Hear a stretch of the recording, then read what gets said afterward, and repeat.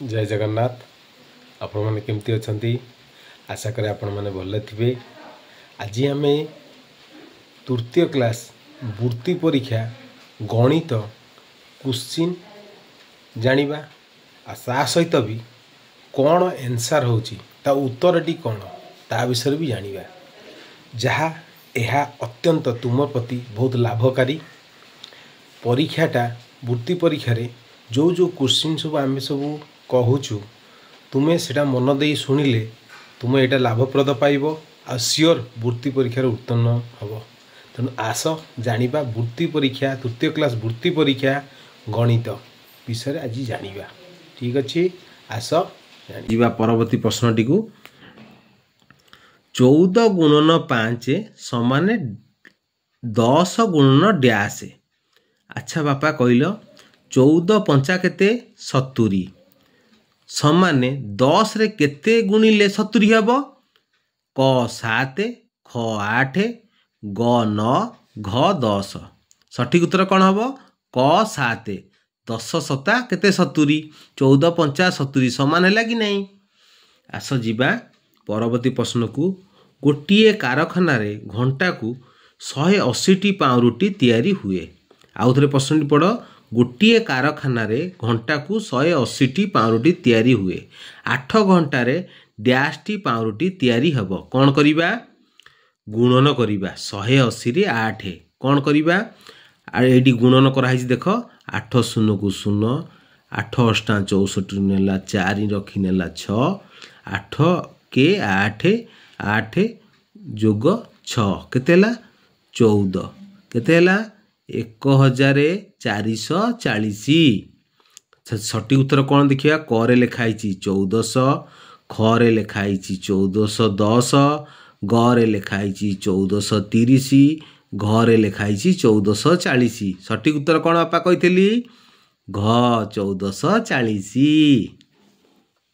परवर्ती प्रश्न पुणी फेर जा 24 गुणन 3 समान 72 उक्त गणन क्रिया रे गुणकटी केते अटे कौन करी बापा गुणनटा किए किए 24 सहित किए गुणी होउची किए गुणी होउची कहल क 24 ख 72 ग 23 घ 27 किए गुणी होउची 3।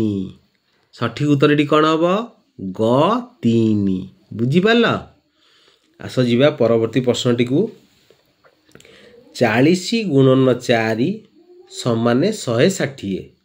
ठीक अच्छे 40 रे गुणन 4 करिले 160 हम उक्त गुणन क्रिया रे गुण्य डैश अटे गुण्य किए अटे क 40 ख 4 ग 160 घ 44 किए गुणी होउची गुण संख्याटा किए गुणी होउची 40 क 40 बुझी पारल। से आग क्वेश्चन छाड़ से देख ये क्वेश्चन अलगा तेणु उक्त गुणन क्रिया रे गुण्य किए किए अटे तो किए होउची बेसी गुणी होउची किए 40 बुझी पारल। आस जीवा परवर्ती प्रश्नटी को गोटे माठिया रे 7 लिटर दूध धरे सेहीपरि 8टी माठिया रे डैश लिटर दूध धरिब गोटे माठिया रे 7 लिटर दूध धरे सेहीपरि 8टी माठिया रे डैश लिटर दूध धरिब कौन करिबा 8 रे 7 गुणिबा बुझी पारल 7 अष्टा केते बापा 7 अष्टा केते क 56 ख 57 ग 58 घ 49 जी 7 अष्टा जानी सी प्रश्न उत्तर ठीक जानी सतता कहल किए जानी 7 अष्टा 56 केते हम गोटे माठिया रे जदि 7 लिटर दूध धरे 8 सेहीपरि 8टी माठिया रे 56 लिटर दूध धरिब बुझी पारल। आस जीवा परवर्ती प्रश्नटी को गोटे धाड़ी रे 6 जन पिला बसिले सेहीपरि 9टी धाड़ी रे डैश जन पिला बसिबे। आउ थे प्रश्नटी गोटे धाड़ी रे 6 जन पिला बसिले 9टी धाड़ी रे ଡ୍ୟାସ୍ ଜଣ ପିଲା ବସିବେ। କ 50, ଖ 52, ଗ 53, ଘ 54। ଏଇଟା ଯଦି କିଏ ଆଣିଥିବ କହିଥିବ ବାପା ସବୁ କୋଶ୍ଚିନ୍ରେ ଗୁଣନ ଫେଡ଼ାଣ ଆଉ ମିଶାଣ ଏଇ ତିନୋଟି ଲେଖାଏଁ ହରଣ ବହୁତ କମ୍ ପଡ଼ୁଛି, କିନ୍ତୁ ଗୁଣନ ଫେଡ଼ାଣ ମିଶାଣ ବହୁତ ଜାଗାରେ ପଡ଼ୁଛି। ମନ ଦେଇକିରି ବାପା ସବୁ କରିବ, ପ୍ରଶ୍ନ ଭଲ କି ପଡ଼ିବ, ଉତ୍ତର ଆପେ ଆପେ ଜଣାଯିବ। କିନ୍ତୁ କ'ଣ କରିବା, ଗୋଟେ ଧାଡ଼ିରେ ଯଦି 6ଟା ପିଲା ଜଣ ପିଲା ଯଦି ବସିଲେ ପୁଣି 9ଟି ଧାଡ଼ିରେ କ'ଣ କରିବା, 9 ଗୁଣନ 6 କ'ଣ ହେବା 900 କେତେ 900। ପଣିକିଆ କିନ୍ତୁ ଭଲ କି ମନେ ରଖିବ, ପଣିକିଆ ଯଦି ଜଣାନଥିବ ସବୁ ଭୁଲ ହେଇଯିବ। 954। ତାকে ଦେଖିବା ଉତ୍ତର କ'ଣ ଲେଖା ହେଇଛି, କ 50, ଖ 52, ଗ 53, ଘ 54। ସଠିକ୍ ଉତ୍ତର କ'ଣ ହେବ, ଘ 54। ପରବର୍ତ୍ତୀ ପ୍ରଶ୍ନ ପାଖକୁ ଯିବା। ଜଣେ ବଢ଼େଇକୁ ଗୋଟେ ଆଲମିରା ତିଆରି କରିବାକୁ 9 ଦିନ ସମୟ ଲାଗେ। 7ଟି ଆଲମିରା ତିଆରି କରିବାକୁ ତାକୁ ଡ୍ୟାସ୍ ଦିନ ଲାଗିବ। ବୁଝିପାରିଲ ପିଲାମାନେ, ଆଉ ଥରେ ପଢ଼। ଜଣେ ବଢ଼େଇକୁ ଗୋଟେ ଆଲମିରା ତିଆରି କରିବାକୁ କେତେ ଦିନ ଲାଗୁଛି, 9 ଦିନ ଲାଗୁଛି। 7ଟି ଆଲମିରା ତିଆରି କରିବା ପାଇଁ ତାକୁ ଡ୍ୟାସ୍ ଦିନ ଲାଗିବ। କ 63, ଖ 64, ଗ 65, ଘ 66। କ'ଣ କରିବା ବାପା, ଆଗେ 9 ଘଣ୍ଟା ଯେତେବେଳେ ଲାଗିଲା ସେହିପରି 7ଟି ଯେତେବେଳେ ଆଲମିରା ବନେଇବ କ'ଣ କରିବା, 7 ଗୁଣନ 9। 7 ନୂଆ କେତେ ବାପା, ପଣିକିଆ ସବୁବେଳେ ମନେ ରଖିବ, ପଣିକିଆ ବିନା ପ୍ରଶ୍ନ ଉତ୍ତର କରିପାରିବ ନାହିଁ। ତେଣୁ 7 ନୂଆ ହେଉଛି 63। ସଠିକ୍ ଉତ୍ତର କ'ଣ, କ 63 ଦିନ ଲାଗିବ। ବୁଝିପାରିଲ। ଆସ ଯିବା ପରବର୍ତ୍ତୀ ପ୍ରଶ୍ନଟିକୁ। ପ୍ରତି ପିଲା 6ଟି ଖାତା କିଣିଲେ। ପ୍ରତି ପିଲା 6ଟି ଖାତା କିଣିଲେ। 18 ଜଣ ପିଲା ଡ୍ୟାସ୍ଟି ଖାତା କିଣିବେ। ବୁଝିପାରିଲ।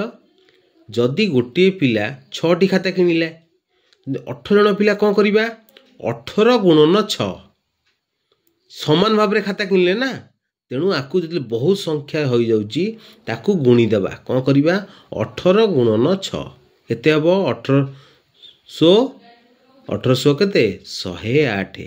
କ 105, ଖ 106, ଗ 107, ଘ 108। ସଠିକ୍ ଉତ୍ତର କ'ଣ ହେବ, ଘ 108। 18 ଜଣ ପିଲା 108ଟି ଖାତା କିଣିବେ। ବୁଝିପାରିଲ। ପରବର୍ତ୍ତୀ ପ୍ରଶ୍ନଟି ଫେଉଣତରେ ଯିବା। ଗୋଟିଏ ବ୍ୟାଗ୍ରେ 6 କିଗ୍ରା ଆଳୁ ଧରେ। ଗୋଟିଏ ବ୍ୟାଗ୍ରେ କେତେ କିଲୋ ଧରେ ଆଳୁ ଧରେ, 6 କିଗ୍ରା। 6 କିଗ୍ରା ମାନେ କିଲୋଗ୍ରାମ, 6 କିଲୋ ଆମେ କହୁଛୁ କିଲୋ, କିଲୋଗ୍ରାମ ଯିଏ କହିବ। ସେଇ ସାଇଜ୍ର 9ଟି ବ୍ୟାଗ୍ରେ ଡ୍ୟାସ୍ କିଗ୍ରା ଆଳୁ ଧରିବ। ମାନେ ସେଇଭଳିଆ ବ୍ୟାଗ୍ରେ 9ଟି ବ୍ୟାଗ୍ ଯଦି ଆମେ ଆଳୁ ନେବା, ଡ୍ୟାସ୍ କିଲୋଗ୍ରାମ ଆଳୁ ଧରିବ। କ'ଣ କରିବା, ଆଗେ 9ଟା ଦେଲେ ବ୍ୟାଗ୍ରେ 6 କିଲୋ ଭରିବା, ତ କ'ଣ କରିବା, ବେଶୀ ସଂଖ୍ୟା ହେଇଗଲାଣି, ଆମେ ତ ଏତେ କରି ଗଣିପାରିବାନି, ତେଣୁ ଆକୁ ଗୁଣିଦେବା। 900 କେତେ ହେବ, 900 ଭାବି କୁହ, ମୁଁ ସେବେଳକୁ କହୁଛି। କ 52, ଖ 53, ଗ 54, ଘ 55। ସଠିକ୍ ଉତ୍ତର ହେବ ଗ 54। 954 କିଗ୍ରା ଆଳୁ ଧରିବ। ବୁଝିପାରିଲ। ଆସ ଯିବା 31 ନମ୍ବର ପ୍ରଶ୍ନଟି। 82 ଗୁଣନ 0 ଗୁଣନ 8 ଗୁଣନ 4 ଗୁଣନ 9 ସମାନେ କେତେ? ବାପା ଏଇ କୋଶ୍ଚିନ୍ଟା ଆଉ ଥରେ କହିଥିଲି।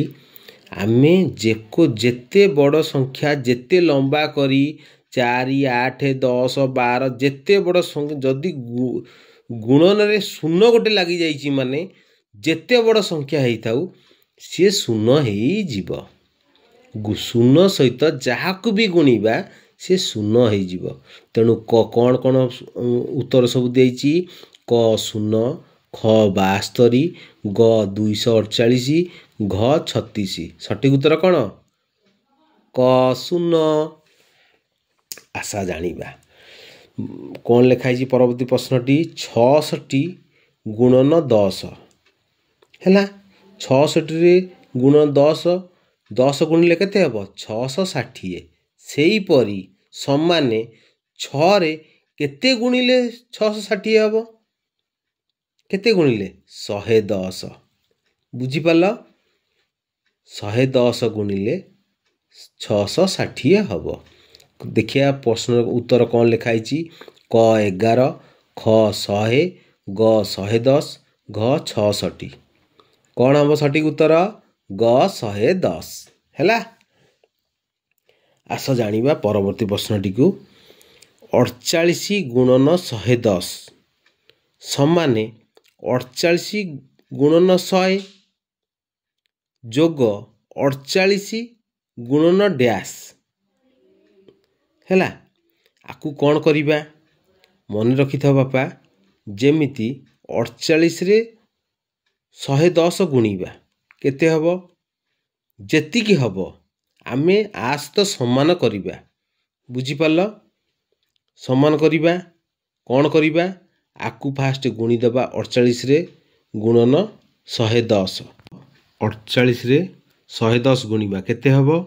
48ରେ 110 ଗୁଣିଲେ କେତେ ହେଉଛି? 5280 ହେଲା। 48ରେ 100 ଗୁଣିଦେବ କେତେ ହେବ? 5280 ହେଲା। ସେଇଭଳିଆ ଏପଟେ କେତେ ଅଛି? 100ରେ 48 ଗୁଣିବା କେତେ ହେଲା? 100ରେ 48 ଗୁଣିଲେ କେତେ ହେବ? 4800। ତାପରେ ଯୋଗ 48 ଲେଖା ହେଇଛି। ତାପରେ ଆମକୁ ଖୋଜିବାକୁ ପଡ଼ିବ ଉତ୍ତରଟି କ'ଣ ହେବ। 48ରେ କେତେ ଗୁଣିଲେ ଆମ ଆ ସହିତ ପ୍ରଥମ ସଂଖ୍ୟାଟି ସହିତ ଆମ ସଂଖ୍ୟାଟି ସମାନ ହେବ? ଆମେ କ'ଣ କରିବା? 48ରେ 10 ଗୁଣିବା କେତେ ହେଲା? 480। ଦୁଇଟାକୁ ମିଶାଇବା କେତେ ହେଲା? 5280। ଏପଟେ ବି ଲେଖା ହେଇଛି 5280, ଏପଟେ ବି ଲେଖା ହେଇଛି 5200। ଦେଖିବା ପ୍ରଶ୍ନ ଉତ୍ତର କ'ଣ ଲେଖା ହେଇଛି? କ 110, ଖ 48, ଗ 110, ଘ 100। ସଠିକ୍ ଉତ୍ତର କ'ଣ ହେବ? 48ରେ କେତେ ଗୁଣିଥିଲି? 10। ଏଠି କ'ଣ ଲେଖା ହେଇଛି? 48 ଗୁଣନ 100 ପ୍ଲସ୍ ଯୋଗ 48 ଗୁଣନ ଡ୍ୟାସ୍ ମାନେ କ'ଣ ହେବ? 10। କ'ଣ ହେବ? ଗ ହେଉଛି ସଠିକ୍ ଉତ୍ତର। ବୁଝିପାରିଲ ପିଲାମାନେ? ପରବର୍ତ୍ତୀ ପ୍ରଶ୍ନଟିକୁ।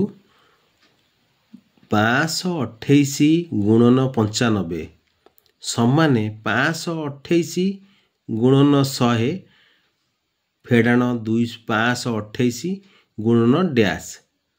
କ 95, ଖ 10, ଗ 10, ଘ 5। ସଠିକ୍ ଉତ୍ତର ବାପା କ'ଣ? ଏଥିରେ ଚାଲାକିଆ ଗୋଟେ ଚାଲାକିଆ ପ୍ରଶ୍ନଟା। ଆଦେହରେ କିଛି କରିବାର ନାହିଁ। ତୁମେ ଯଦି ଚାଲାକ ଥିବ ଫଟାକ୍ ସେ ଜାଣିପାରିବ। ଆଚ୍ଛା ଦେଖ, 528 ଏପଟେ ବି 500 ସମାନ, ଏପଟକୁ ବି 528 ଲେଖା ହେଇଛି। ଗୁଣନ ଗୁଣନ ଏପଟେ ବି ଗୁଣନ ଲେଖା ହେଲା। ଏପଟେ ଲେଖା ହେଲା 95, ଏପଟେ ଲେଖା ହେଲା 100 ହେଲା। ବୁଝିପାରିଲ? ସେଠି କ'ଣ ହେଲା? 95 ଗୁଣ ହେଲା, ଏପଟେ 100 ଗୁଣ 100 ଲେଖା ହେଲା। କେତେ ଅଧିକ ହେଇଗଲା? 100ରେ 95 କେତେ ଅଧିକ ହେଇଗଲା? ନା 5। ତାକୁ 100ରେ 95 ଫେଡ଼ିଦେବା। କେତେ ଅଧିକ ହେଲା? 5। ତାପରେ କ'ଣ କରିବା? ଯଦି ଆ ସହିତ ଆକୁ ସମାନ କରିବାର ଅଛି ହେଲେ ଆମକୁ କ'ଣ କରିବାକୁ ପଡ଼ିବ? ଏପଟେ ଫେଡ଼ାଣ ବି ଅଛି। ତେଣୁ 528 ଗୁଣନ ଡ୍ୟାସ୍ ମାନେ କ'ଣ? ସେଠି 5 ହେଉଛି ସଠିକ୍ ଉତ୍ତର। ବୁଝିପାରିଲ? ଦେଖ, କରେ 95, ଖରେ 10, ଗରେ 10, ଘରେ 5। 5 ହେଉଛି ସଠିକ୍ ଉତ୍ତର। ଯଦି 5 ଯଦି ଏଠି 95 ବେଳେ 100 ହେଲା, 100 ବଢ଼ିଗଲାଣି। ଯଦି ଆମେ 5 କମ୍ ନ କରିବା ତା ସହିତ ସମାନ ହେବ କି? ତେଣୁ 5 ହେଉଛି ସଠିକ୍ ଉତ୍ତର। ପ୍ରଶ୍ନଟିକୁ ଫେରିଯିବା। 24 ଗୁଣନ 36 ସମାନେ 2 ଗୁଣନ 2 ଗୁଣନ 3 ଗୁଣନ 4 ଗୁଣନ ଡ୍ୟାସ୍ ହେଲା। କ 12, ଖ 9, ଗ 36, ଘ 24। କ'ଣ କରିବା ବାପା? 24 ଗୁଣନ 36କୁ ଗୁଣିଦେବା। ଆଙ୍କ ସହିତ ସମାନ କରିବା। ଦେଖ, ମୁଁ ଗୋଟେ ସାଧାରଣ ପ୍ରଶ୍ନଟି, ଏଇଟା ଏତେ ମାଇଣ୍ଡଫୁଲି ନେବନି। ଏଠି 24 ଗୁଣନ 36 ଲେଖା ହେଇଛି ହେଲା। ଆମେ କ'ଣ କରିବା? 2 ଗୁଣନ 2 କେତେ ହେଲା? 2 ଦୁଣେ 4, 4 ଦୁଣେ 8। ବୁଝିପାରିଲ? 2 ଦୁଣେ 4, 4ଟାକୁ କରିକି 4 ଦୁଣେ 8।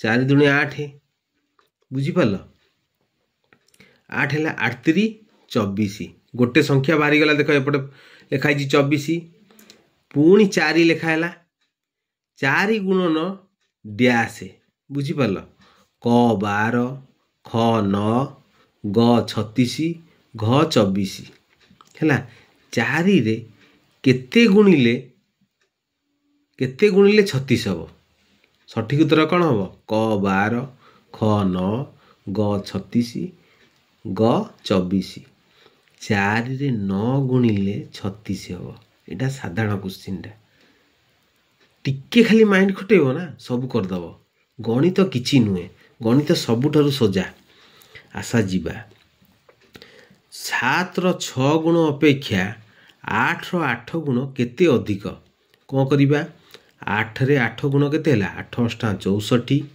आम एठी लिखिछु साइड देख 64 7 रे 6 गुण केते हला 42 हैला 64 रे 42 फेड़ी दबा केते अधिक आमे अधिक कहिछि माने कोन आकु दीटा फेड़िले ही जना पड़िबो किए आदरु केते अधिक सी अछि 8 रे 8 गुणटा केते 7 रे 6 गुण ठु अधिक अछि तांको फेड़ी दबा केते हला 2 की 2 ओलेला 6 रु 4 गले 2 हैला आम सटीक उत्तर देखिबा कोन लिखाई छि क 20 ख 22 ग 32 घ 24 सटीक उत्तर कोन ख 22 बुझी पारला आस जीवा परवर्ती प्रश्न को गोटे माठिया 8 लिटर पानी रहे सेही परी 16 माठिया केते लिटर पानी रहिबो गोटे माठिया 8 लिटर पानी रहे सेही परी 16 माठिया केते लिटर पानी रहिबो कौन करिबा पा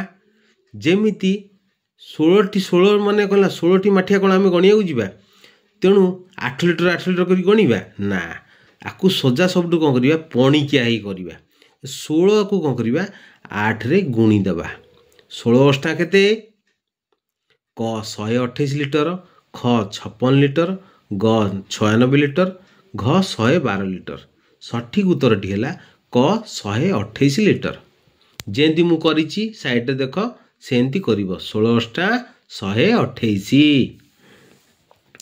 आस जीवा परवर्ती प्रश्नटी गोटिए बलद 15 किमी जीवा पाई 2 घंटा समय निए हैला 8टी बलद 15 किमी बाट चलिबा पाई केते समय लागिवो भल प्रश्न बापा भल करी एटा पूरा माने सोजा क्वेश्चन टिके धरि देला माने फट से माने उत्तर भारी जीवो गोटिए बलद 15 किमी जीवा पाई 2 घंटा समय निए 8टी बलद को 15 किमी जीवा पाई बाट चलिबा जीवा पाई केते समय लागिवो क 2 घंटा ख 8 घंटा ग 16 घंटा घ 12 घंटा सठिक उत्तर कौन हो बापा जदि गोटे बलद गला जदि 2 घंटा लगुच से 8टी बलद से गोटे रास्ता जाऊँ ना अलग अलग रास्ता जाऊँ कि से केते घंटा लगे से 2 घंटा गोटे अंडा सिझिले मनकर 5 मिनट लगुच 5टा अंडा सिझे से 5 मिनट लगे कि नहीं ये से भाया क्वेश्चन जदि टिके ये करदेव भूल हो तेणु जदि गोटे बलद 2 घंटा 15 किमी जीवाई 2 घंटा लगुच 8टी बलद को भी से 15 किमी जीवाई से 2 घंटा ही लगे बुझिपाल आस जीवा परवर्ती प्रश्नटी को 9 गुण रे केते मिसाइले 3 अंक विशिष्ट क्षुद्रतम संख्या हब 9 रे 9 गुण रे केते मिसाइले 3 अंक विशिष्ट हब 3 अंक विशिष्ट क्षुद्रतम संख्या हब सबुठु क्षुद्रतम संख्या 3 अंक क्षुद्रतम संख्या केते 100 रु स्टार्ट 3 अंक 100 रु स्टार्ट तेले 9 नुआ केते हब 9 नुआ हला 81 रे आमे केते मिसेले 100 हब तेणु कौन करिबा 100 रे 81 फेड़ी दबा केते हब 19 हैला देखिए कौन कौन उत्तर सब लिखाई क 10 ख 54 ग 9 घ 19 सटीक उत्तर कौन हम घ 19 बुझिपाल आस जीवा हे परवर्ती प्रश्नटी को 4 ଗୁଣନ 7 ଗୁଣନ 5 ଗୁଣନ 0 ଯୋଗ 6 ଗୁଣନ 4 ସମାନ ଡ୍ୟାସ୍ ହେଲା। ପ୍ରଶ୍ନବାଚକ ଚିହ୍ନ ଆମେ ଡ୍ୟାସ୍ କହିଦେଉଛୁ, ସେ ପ୍ରଶ୍ନବାଚକ ଚିହ୍ନ ଅଛି। ତେଣୁ 4 ଗୁଣନ 7 ଗୁଣନ 5 ଗୁଣନ 0 ଯୋଗ 6 ଗୁଣନ 4 ସମାନେ ଡ୍ୟାସ୍। କ 52 ଘଣ୍ଟା, ଖ 140 ଘଣ୍ଟା, ଗ 24 ଘଣ୍ଟା, ଘ 28 ଘଣ୍ଟା। ବାପା କହିଲ, ମୁଁ ତୁମକୁ କ'ଣ କହିଥିଲି? ଆମେ ଶୂନରେ ଯେତେ ଅଙ୍କ ଗୁଣିଲେ କ'ଣ ହେବ? 0 ହେଇଯିବ। ତେଣୁ 0 ପରେ କ'ଣ ଲେଖା ହେଇଛି? ଯୋଗ କରିବାକୁ କହିଛି। ଯୋଗ 6 ଗୁଣନ 4 ଯେଉଁ ଯୋଗ ରହିଗଲା, ତେଣୁ ସେପଟଟା 0 ହେଇପାରିବ ନାହିଁ। ତାକୁ କ'ଣ କରିବା? 6 ଚଉ କେତେ? 24। ତ 0ରେ 24 ଯୋଗ କଲେ କେତେ ହେବ ବାପା? 24। ତାର କ'ଣ ଲେଖିବା? ଉତ୍ତରଟି କ'ଣ ଲେଖା ହେଇଛି? କ 52, ଖ 140, ଗ 24, ଘ 28। ସଠିକ୍ ଉତ୍ତର କ'ଣ ହେବ? ଗ 24। ବାପା ଆଜି ପ୍ରଶ୍ନ ଗଣିତଟି କେମିତି ଲାଗିଲା? ବୁଝିପାରିଲ? ଏମିତିଆ ସଜା ଗଣିତ ପଣିକିଆ ମନେ ଦେବ। ପଣିକିଆ ଯିଏ ରହିଲା ସେ ସବୁକିଛି ଗଣିତ କରିପାରିବ। ହରଣ, ଫେଡ଼ାଣ, ମିଶାଣ ସବୁ ଜାଣିବା କଥା। ଗୁଣନ ବି ଜାଣିବ। ଏସବୁ ସବୁଠାରୁ ଗଣିତ ହେଉଛି ସବୁଠୁ ସଜା। ଟିକେ ବୁଦ୍ଧି ଆସିଯିବ, ସବୁ ବୁଝିଯିବ। ତେଣୁ ଆଜି ଭିଡ଼ିଓଟି କେମିତି ଲାଗିଲା? ଯଦି ଭଲ ଲାଗେ ଲାଇକ୍, ସେୟାର, କମେଣ୍ଟ, ସବସ୍କ୍ରାଇବ୍ ମନ ଦେଇ କରିବେ। ଆଉ ଯିଏ ନୂଆ ଆଗେ କାଳେ ଭୁଲିଯିବେ ବାପା, ଆଗେ ସବସ୍କ୍ରାଇବ୍ କରିଦେବ, ତାପରେ ମନ ଦେଇକି ଶୁଣିବ। ଯଦି ଭଲ ଲାଗିଲେ କମେଣ୍ଟ ବି ଦେବ।